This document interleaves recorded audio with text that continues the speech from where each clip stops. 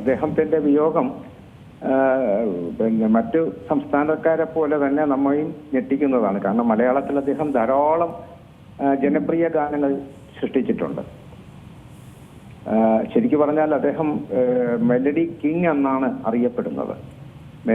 സംഗീതരാജൻ എന്നാണ് തമിഴ്നാട്ടിൽ അറിയപ്പെടുന്നതെങ്കിൽ നമ്മുടെ മലയാളികളുടെ ഇടയിൽ അദ്ദേഹം മെലഡി കിങ് എന്നാണ് അറിയപ്പെടുന്നത്. കാരണം അദ്ദേഹം കൈവച്ച പാട്ടുകളെല്ലാം തന്നെ ജനപ്രിയമായി മാറി എന്നുള്ളതാണ് എടുത്തു പറയേണ്ട കാര്യം. പെട്ടെന്ന് ഓർമ്മ വരുന്നത് കിലുക്കത്തിലെ പാട്ടുകളാണ്. കിലുക്കത്തിലെ പാട്ടുകളുടെ വിജയത്തിന് ശരിക്കും പറഞ്ഞ എസ് പി വെങ്കടേഷിന്റെ സംഭാവന വളരെ വലുതാണ്. അത് വിശ്വതിരുമല എഴുതി പനിനീർ ചന്ദ്രികയായിരുന്നാലും കിളികൾ പമ്പരമായിരുന്നാലും മീനവേനലായിരുന്നാലും അതിനൊക്കെ ഒരു എന്താ പറയുന്നത് നിലനിൽപ്പ് ഉണ്ടായിരുന്നു. അപ്പൊ ആ സിനിമയുടെ വിജയത്തിൽ പോലും അത് വലിയൊരു ഘടകമായി മാറി. എന്തിന് രാജാവിന്റെ മകൻ എന്ന് പറയുന്ന അദ്ദേഹം കടന്നു വന്ന പിന്നെ മലയാളത്തിലേക്ക് കടന്നു വന്ന പ്രഥമ ചിത്രം, അതിൽ പോലും ദേവാംഗനി, വിണ്ണിലെ ഗന്ധർവ വീണകൾ പാടും എന്നൊക്കെ പാട്ടുകൾ, ഷിബു ചക്രവർത്തി എഴുതിയ പാട്ടുകൾ. അദ്ദേഹം ധാരാളം ഗാനരചയിതാക്കൾക്കൊപ്പം പിന്നെ പ്രവർത്തിക്കുകയും ചെയ്തു. ഒ എൻ വി സാർ ഉൾപ്പെടെ. ഒ എൻ വി സാറ് അങ്ങനെ പുതിയ സംഗീത സംവിധായകരോടൊപ്പം പിന്നെ എല്ലാ സംഗീത സംവിധായകരോടൊപ്പം അങ്ങനെ പ്രവർത്തിക്കാൻ ഇഷ്ടപ്പെടുന്ന ആളല്ല. പക്ഷേ എസ് പി വെങ്കടേഷനോടൊപ്പം ഒരുപാട് ചിത്രങ്ങളിൽ അദ്ദേഹം പ്രവർത്തിച്ചു. പക്ഷെ ആ പ്രവർത്തിച്ചപ്പോഴെല്ലാം തുടർക്കഥയായിരുന്നാലും ഇന്ദ്രജാലമായിരുന്നാലും അതൊക്കെ പിന്നെ പാട്ടുകൾ പെട്ടെന്ന് ജനങ്ങളുടെ ഇടയിലേക്ക് ചെന്നു എന്നുള്ളതാണ്. തുടർക്കഥയിലെ മഴവില്ലാടും, മാണിക്യക്കുയിലെ, ആതിരപരമായി, തിരുവാതിരപരമായി, പിന്നെ അളകാപുരിയിൽ എന്നുള്ള പാട്ടുകളൊക്കെ പെട്ടെന്ന് നമ്മുടെ മനസ്സിലേക്ക് ഓടിയെത്തുന്നു. അതുപോലെ തന്നെ ഇന്ദ്രജാലത്തിലെ പായുന്ന ആകാശം ഞാൻ കുഞ്ഞിക്കിളിയെ കൂടവിടെ എന്ന പാട്ട്, കൈതപ്രമായിട്ടും അദ്ദേഹം ധാരാളം പാട്ടുകൾ ചെയ്തിട്ടുണ്ട്. പൈതൃകത്തിലെ വാൽക്കൻ എഴുതിയ മകരനിലാവിൽ എന്ന പാട്ടുകൾ, പിന്നെ ഗിരീഷ് പുത്തഞ്ചേരിയുമായിട്ട് ചേർന്ന് ശാന്തമീ രാത്രിയിൽ ജോണി വാക്കറിലെ ചാഞ്ചക്കൻ തെന്നിയും എന്നുള്ള പാട്ടുകൾ, കൈതപ്രമായിട്ട് തന്നെ സോപാനം എന്ന സിനിമയിലെ താരനൂപുരം ചാർത്തി പൊന്മേഘ ശലഭങ്ങളെ എന്നുള്ള പാട്ട്, പിന്നെ കൗരവരിലെ കനകനിലാവെ തുയിലൊരു മുത്തുമണി തൂവൽ തരാം. ഷിബു ചക്രവർത്തിയാണ് മറ്റൊരു ഗാനരചയിതാവ്. അദ്ദേഹവുമായി ഏറ്റവും കൂടുതൽ പാട്ടുകൾ ചെയ്തിട്ടുള്ള മറ്റൊരു ഗാനരചയിതാവ് ഷിബു ചക്രവർത്തി. ധ്രുവത്തിലെ തളർവറ്റിലയുണ്ടോ, തുമ്പിപ്പെണ്ണെ, ഇതൊക്കെ പെട്ടെന്ന് ഓർമ്മ വരുന്ന പാട്ടുകൾ ഞാൻ പറയുന്നേ. ഇങ്ങനെ നമ്മൾ എടുത്തു നോക്കിയാൽ ധാരാളം പാട്ടുകളുണ്ട്. അദ്ദേഹം ഈ എന്താ പറയുന്നത് 3-ാം വയസ്സ് മുതൽ അച്ഛൻ്റെ മാൻഡുലിൻ വാദകനായിരുന്നു അദ്ദേഹത്തിൻ്റെ അച്ഛൻ.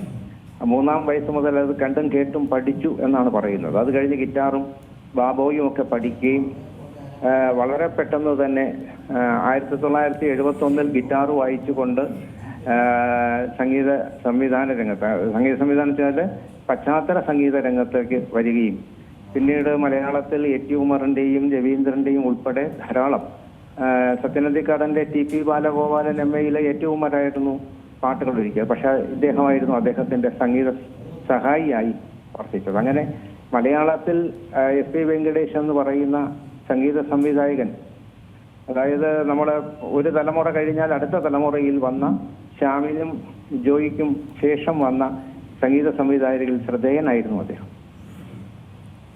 തീർച്ചയായിട്ടും താങ്കൾ പറഞ്ഞതുപോലെ മെലഡി കിങ് എന്നാണ് അദ്ദേഹം അറിയപ്പെട്ടിരുന്നത്. അതുപോലെ തന്നെ അദ്ദേഹത്തിൻ്റെ ഗാനങ്ങളെന്ന് പറയുമ്പോൾ ഈ ഒരുപോലെ അതിൽ സാഹിത്യമുണ്ടായിരുന്നു, അതുപോലെ തന്നെ ഈണങ്ങളുണ്ടായിരുന്നു. അതിലുപരി ആ ഗാനങ്ങളൊക്കെ ഏറെ ജനപ്രിയത നേടിയിരുന്നു എന്നുള്ളതാണ് അതിൽ ഏറ്റവും പ്രധാനപ്പെട്ട കാര്യം. സാധാരണക്കാരന് പോലും മൂളാൻ പറ്റുന്ന ഗാനങ്ങൾ, എന്നാൽ ആ വരികൾക്കുള്ളിൽ വലിയ രീതിയിൽ അർത്ഥവത്തായ ഗാനങ്ങൾ കൂടെയായിരുന്നു അദ്ദേഹം മലയാളികൾക്ക് സമ്മാനിച്ചിട്ടുള്ളത്. ഏത് തരം പാട്ടും അദ്ദേഹത്തിന് ചെയ്യാൻ കഴിയുമായിരുന്നു. ഇപ്പോൾ നമ്മൾ ഫാസ്റ്റ് നമ്പർ എന്നൊക്കെ ഇപ്പോൾ പറയുന്ന ഫാസ്റ്റ് നമ്പർ ആയിരുന്നാലും, നമുക്ക് പഴയ കാലത്ത് ഇഷ്ടപ്പെട്ടിരുന്ന മെലഡി ആയിരുന്നാലും, ഏത് തരം പാട്ടും ആ സിനിമയുടെ കഥാസന്ദർഭവുമായിട്ട് ചേർന്ന് നിൽക്കുന്ന ഏത് തരം പാട്ടും ചെയ്യാൻ കഴിവുള്ള ഒരാളായിരുന്നു അദ്ദേഹം. ഇപ്പൊ അങ്ങനെയുള്ള കുറച്ചു പേരെ നമ്മുടെ മലയാളത്തിലുള്ളൂ. ഇപ്പൊ ജോൺസൺ മാസ്റ്റർ, അല്ലെങ്കിൽ രവീന്ദ്രൻ, പിന്നെ ഔസേപ്പ് ബച്ചൻ, ആ വിഭാഗത്തിൽ തീർച്ചയായും പെടുത്താവുന്ന ഒരാളായിരുന്നു എസ് പി വേണു. അദ്ദേഹം മലയാളിയല്ല എന്നുള്ള ഒരു പിന്നെ മാത്രമേ നമുക്ക് എടുത്തു പറയാനുള്ളൂ. പക്ഷെ മലയാളത്തിലേക്ക് വരുമ്പോൾ അദ്ദേഹം തനി മലയാളിയായി മാറുന്നു. ഇവിടെ മലയാളത്തിന്റെ അന്തരീക്ഷവും മലയാളത്തിന്റെ സംസ്കാരത്തിന് യോജിച്ച പാട്ടുകളാണ് അദ്ദേഹം ചെയ്തിട്ടുള്ളത്.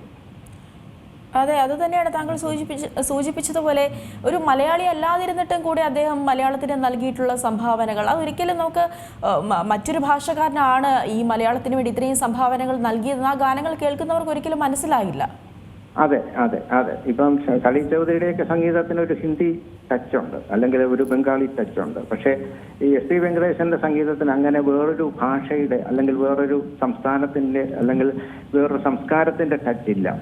അതിനകത്തുള്ള സ്പർശമെന്ന് പറയുന്നത് ഇപ്പൊ രവി ബോംബെയാണ് വേറൊരു ഉദാഹരണം. രവി ബോംബെ അദ്ദേഹം ഒരു ഹിന്ദിക്കാരനാണെന്ന് നമുക്ക് വിശ്വസിക്കാൻ പറ്റില്ല. അതുപോലെയാണ് എസ് പി വെങ്കടേശന്റെ കാര്യവും. എസ് പി വെങ്കടേഷ് മലയാളി അല്ല അല്ലെങ്കിൽ എന്ന് വിശ്വസിക്കാൻ നമുക്ക് പ്രയാസമാണ്. കാരണം അത്രമാത്രം മലയാളികൾ ഇഷ്ടപ്പെടുന്ന ഒരു സംഗീത സംവിധായകനായിരുന്നു നമ്മുടെ എസ് പി വെങ്കടേഷ്. അദ്ദേഹത്തിന്റെ വിയോഗം തീർച്ചയായിട്ടും നമുക്ക് ദുഃഖമുളവാക്കുന്ന ഒരു കാര്യമാണ്. ഇത്ര പെട്ടെന്ന്, അതും 70-ാമത്തെ വയസ്സിൽ സപ്തതി ആഘോഷിക്കുന്നത് ആ സമയത്ത് തന്നെ അദ്ദേഹത്തിന്റെ വിയോഗം ഉണ്ടായത് വലിയൊരു ദുര്യോഗമായി എനിക്ക് തോന്നുന്നു. കുറച്ചുകൂടെ അദ്ദേഹത്തിന്റെ ഗാനങ്ങൾ മലയാളികൾക്ക് കേൾക്കേണ്ടിയിരുന്നു. അതെ അതെ അതെ പക്ഷേ ഇക്കാലത്ത് അദ്ദേഹത്തെ പോലുള്ളവർ വീട്ടിലിരിക്കുകയും അനർഹമായ ധാരാളം ആൾക്കാർ രംഗത്തേക്ക് കടന്നു വരികയും ചെയ്യുന്ന കാലമാണല്ലോ ഇത്. അപ്പോൾ അദ്ദേഹത്തെ പോലുള്ളവർക്ക് അധികം അവസരങ്ങളില്ല എന്നുള്ളതൊരു ന്യൂനതയായി ചൂണ്ടിക്കാണിക്കാതിരിക്കാൻ വയ്യ. പക്ഷെ എന്നാൽ പോലും അദ്ദേഹത്തിൻ്റെതായിട്ടുള്ള ഒരു ഇടം അത് മലയാളത്തിൽ ലഭിച്ചിട്ടില്ല. ഈ പറയുന്നത് അല്ല, അദ്ദേഹം പലയിടത്തും അദ്ദേഹത്തിന്റെ നേതൃത്വത്തിൽ ഗാനമേള അല്ലെങ്കിൽ സംഗീത സായാഹ്നങ്ങൾ സംഘടിപ്പിച്ചിരുന്നു. അപ്പോഴൊക്കെ അവിടെ ഒരു വലിയ വിജയമായിരുന്നു. കാരണം അദ്ദേഹത്തിന് ഇഷ്ടംപോലെ ജനപ്രിയ ഗാനങ്ങളുണ്ടായിരുന്നു. അപ്പൊ അതിൽ നിന്ന് പെട്ടെന്ന് തെരഞ്ഞെടുത്ത് അവതരിപ്പിക്കാൻ ഒരു ബുദ്ധിമുട്ടും ഉണ്ടായിരുന്നില്ല. കാരണം ഇഷ്ടംപോലെ പാട്ടുകളുണ്ടായിരുന്നു, ഏത് ഭാഷയിലും. മലയാളത്തിലായി തെന്നിന്ത്യൻ ഭാഷകളിലെല്ലാം തന്നെ അദ്ദേഹത്തിന് സൂപ്പർ ഹിറ്റ് പാട്ടുകൾ ഉണ്ടായിരുന്നു എന്നുള്ളതാണ് എടുത്തു പറയേണ്ട വസ്തുത. ഏറ്റവും പുതിയ വാർത്തകളും വിശേഷങ്ങളും വിരൽത്തുമ്പിലറിയാൻ സീ മലയാളം ന്യൂസ് എല്ലാ ഡിജിറ്റൽ പ്ലാറ്റ്ഫോമുകളിലും ലഭ്യം.